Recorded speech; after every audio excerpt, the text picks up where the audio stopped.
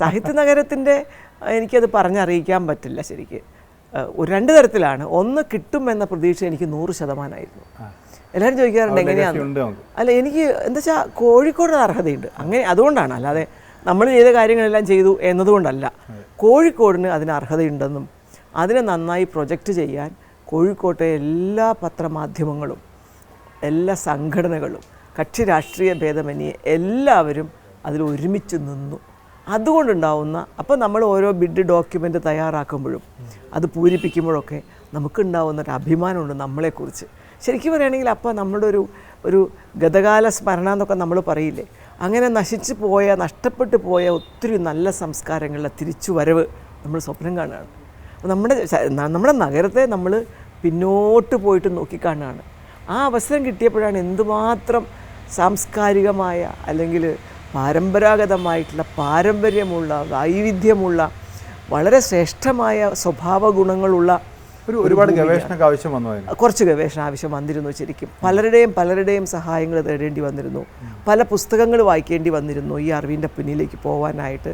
ഒത്തിരി പേരോട് ചർച്ച ചെയ്യേണ്ടി വന്നിരുന്നു. പിന്നെ ചില ഭാഗ്യം ഉണ്ടാവും രഞ്ജിത്ത്. എങ്ങനെയാണെന്നറിയോ, നമ്മൾ അന്വേഷിച്ച് നടക്കുന്ന സാധനം നമ്മുടെ മുമ്പിലേക്ക് ഇങ്ങനെ ചാടി ഇങ്ങോട്ട് വരും ചില സമയത്ത്. നിയോഗം പോലെ. അതൊരു നിയോഗമാണ്. അതൊക്കെ വരുമ്പോൾ നമുക്ക് തോന്നുക we are destined to get this. ആ ഒരു വിശ്വാസത്തിലാണ് ഇത് കൊടുത്തത്.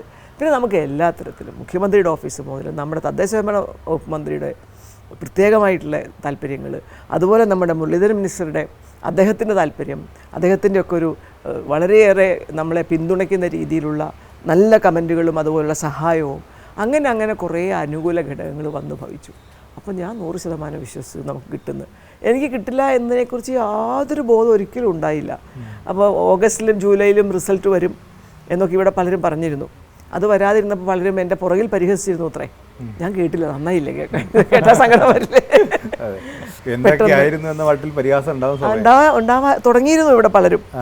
അപ്പോൾ എന്തായിരുന്നു ഇവിടെ, ശരിയാ, എന്തായിരുന്നു അതിനു വേണ്ടിയുള്ള ഒരുക്കം എന്നൊക്കെയുള്ള രീതിയിൽ. പക്ഷെ അതൊന്നും ഞാൻ കേട്ടതേ ഇല്ല. എത്ര നന്നായി എന്ന് ആലോചിക്കുക. അതുകൊണ്ട് അതങ്ങ് കിട്ടിയൊരു നിമിഷം ഒരു 10 മണിക്കാണ് അറിയുന്നത് നമുക്ക് അവാർഡ് ഉണ്ട് എന്നും. ഇന്ത്യയിലെ ആദ്യത്തെ സാഹിത്യ നഗരം, അത് നമുക്കറിയായിരുന്നു, വേറെ നഗരങ്ങളൊന്നും ഇല്ല എന്നുള്ളത്. അത് കിട്ടിയപ്പോൾ നമുക്ക് ഏറ്റവും അധികം സംതൃപ്തി തോന്നിയ, എനിക്ക് കോഴിക്കോടിന് കൊടുക്കാൻ കഴിഞ്ഞ ഏറ്റവും നല്ല ഒരു സമ്മാനമായി ഓർക്കപ്പെടുമല്ലോ. അതാണ് നല്ല നമ്മുടെ ഈ ഒരു സംസ്കാരത്തെയും നമ്മുടെ പൈതൃകത്തെയും നമ്മൾ കോഴിക്കോട്ടുകാർ മോശമല്ല എന്ന് ഇവിടുത്തെ ഏറ്റവും പാവപ്പെട്ടവനും ഏറ്റവും പണക്കാരനും ഒരുപോലെ അഭിമാനിക്കാൻ പറ്റുന്ന ഒരു അംഗീകാരമായിരുന്നു അത്. അതിൽ വല്ലാത്തൊരു നിറവുണ്ട് മനസ്സിൽ. നമ്മളിപ്പോൾ ഈ അധികാരത്തിലേക്കൊക്കെ വരുമ്പോൾ, അധികാരത്തിൽ നിന്ന് മാറി നിന്ന് നോക്കുമ്പോൾ അവിടെ അങ്ങനെ ചെയ്യായിരുന്നല്ലോ, ഇങ്ങനെ ചെയ്യായിരുന്നല്ലോ എന്നൊക്കെ നമ്മൾ ചിന്തിക്കുമല്ലോ. ടീച്ചറും മേയറാവുന്നതിന് മുമ്പ് ഞാൻ മേയറായ ശേഷം കുറച്ച് കാര്യങ്ങളൊക്കെ ചെയ്യണമെന്ന് വിചാരിച്ചിട്ടുണ്ട്. അപ്പം അത് ഞാൻ മേയറായ ശേഷമാണ് കുറച്ച് കാര്യങ്ങൾ ചെയ്യാമെന്ന് വിചാരിച്ചത്. കാരണം എനിക്ക് ആലോചിച്ചിട്ടേ ഇല്ല രഞ്ജിത്ത്. ഞാൻ മത്സരിക്കാൻ നിൽക്കുമ്പോഴും എന്നെ ഇനി വിദ്യാഭ്യാസ സ്റ്റാൻഡിംഗ് കമ്മിറ്റിയുടെ ചെയർമാൻ ആക്കുമല്ലോ, ഉത്തരവാദിത്തം എടുത്ത് മടുത്തു. നിനക്കറിയാലോ, ഞാൻ ഏത് സ്കൂളിലായാലും വ്യത്യസ്തമായിട്ട് ജോലി ചെയ്യുന്നില്ല, ഒരു കാലവും വിചാരിച്ചിട്ടില്ല. മനോരമയിലെ ആ ന്യൂസ് 3 പേരെ മാസ്റ്റർ പാർട്ടി കൺസിഡർ ചെയ്യുന്നു എന്ന് അടുത്ത വീട്ടിലെ കുട്ടി വിളിച്ചു പറഞ്ഞതേ ബീനാൻഡിയുടെ പേര് ഇതേ പത്രത്തിൽ വന്നിരിക്കുന്നു, ഫോട്ടോ ഉണ്ട് എന്നൊക്കെ പറയുമ്പോൾ അത് പ്രതീക്ഷിച്ചതല്ല, എനിക്ക് തരരുതേന്നാ പ്രതീക്ഷിച്ചത്.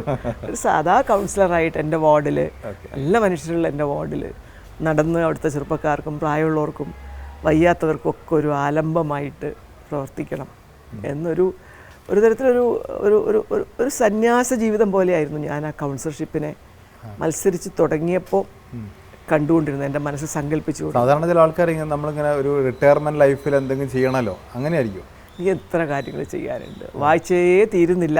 പിന്നെയല്ലേ എഴുതാനുള്ള ഓഫറുകളൊക്കെ കഥകളായിട്ട്, കുട്ടികളുടെ കഥകളായിട്ട്, റഷ്യയിലെ ചില പ്രത്യേക പുസ്തകങ്ങളുടെ തർജ്ജമ, അത് ഇംഗ്ലീഷിലേക്കുള്ള തർജ്ജമേനെ മലയാളത്തിലേക്ക് ആക്കാണ്. അപ്പോൾ അങ്ങനെയുള്ള കുറേ കാര്യങ്ങളൊക്കെ എനിക്കിഷ്ടമുള്ള കുറേ ട്രാൻസ്ലേഷൻസൊക്കെ വന്നിരുന്നു. അപ്പോൾ പിന്നെ പുസ്തകം എഴുതാനുള്ള പൈസ, നല്ല പൈസയൊക്കെ നീട്ടിക്കൊണ്ട് ഓരോ പബ്ലിഷേഴ്സ് പുറകെ വന്നിരുന്നു.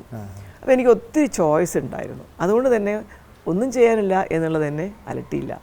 പിന്നെ കോവിഡ് വന്നപ്പോൾ ഞാനൊരു സാധാ സ്ത്രീയായിട്ട് ഇങ്ങനെ വളരെയേറെ പ്രകൃതിയും ഭൂമിയും എനിക്കുള്ള 7 തുണ്ടിലും നടന്നു പോകുന്ന ഭാഗത്തുമൊക്കെ ഉള്ള എല്ലാ ചെടികളെയും പൂക്കളെയും അതിനകത്ത് വരുന്ന ചിത്രശലഭങ്ങളെയൊക്കെ കണ്ടും പഠിച്ചും തൊട്ടും തലോടിയും തഴുകിയും ഒക്കെ ഇങ്ങനെ ഒരു ജീവിതമായിരുന്നു എൻ്റെ. ആ മേയറാവുന്നു എന്നുള്ള മനസ്സിൽ വിചാരിക്കുമ്പോൾ സ്വാഭാവികമായിട്ട് ഈ കോഴിക്കോട് നഗരത്തിൻ്റെ ഒരു ചിത്രം അങ്ങനെ മനസ്സിൽ വരും.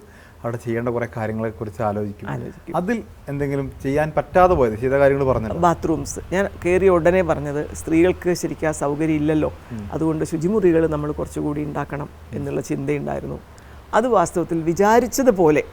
അതിനുശേഷം നമ്മൾ കുറേ എണ്ണങ്ങൾ അവിടെ ഇവിടെയൊക്കെ വെച്ചെങ്കിലും എൻ്റെ മനസ്സിൽ കൂടുതലായിട്ട് ആൾക്കാർക്ക് ഉപയോഗിക്കാൻ പറ്റുന്ന, പ്രത്യേകിച്ച് സ്ത്രീകൾക്ക് വേണ്ടി രഞ്ജിത്ത് വരെ കൊണ്ടുവന്നില്ലേ, ഞാൻ ബീച്ചിൽ 4 അപ്പുറം അപ്പുറമായിട്ട് വെച്ച് തരാമെന്ന് പറഞ്ഞ് കൊണ്ടുവന്നില്ലേ, അതൊക്കെ നടക്കാതെ പോയതിൽ എനിക്ക് നിരാശയുണ്ടായിരുന്നു. ഇപ്പോഴും ആ നിരാശയുണ്ട്. പക്ഷേ ഇപ്പം നമ്മൾ ചെയ്തിട്ടുള്ള നമ്മുടെ ഫുഡ് സ്ട്രീറ്റ് വന്നില്ലേ അവിടെ, ആ ബീച്ചിലെ വെൻഡിങ്, അവിടെ അതിനോട് ചേർന്ന് നമ്മൾ 2 ഭാഗത്തുമായിട്ട് ഇനി ബാത്റൂമുകൾ പണിയും.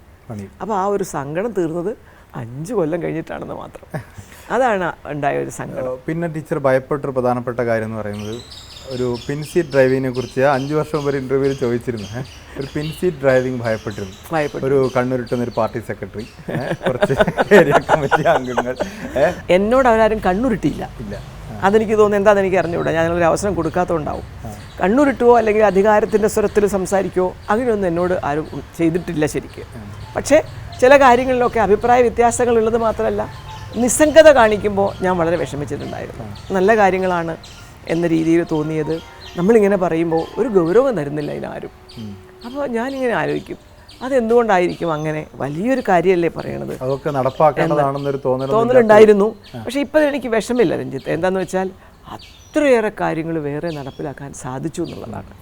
നമ്മൾ വിചാരിക്കാത്ത കാര്യങ്ങൾ, നവകേരളത്തിൽ വന്നുപെട്ട പുതിയ പദ്ധതികൾ, അതൊക്കെ എന്തൊരു വലിയ മാനത്തിലേക്കാണ് പോയത്. ക്ഷേമകാര്യം എന്തൊരു വലിയ തലത്തിലേക്കാണ് പോയത്. സാധാരണ ഈ ക്ഷേമകാര്യത്തിലെ ചെയർമാനൊന്നും ചെയ്യാനുണ്ടാവില്ല എന്ന് അത്ര എല്ലാവരും പറയാറ്.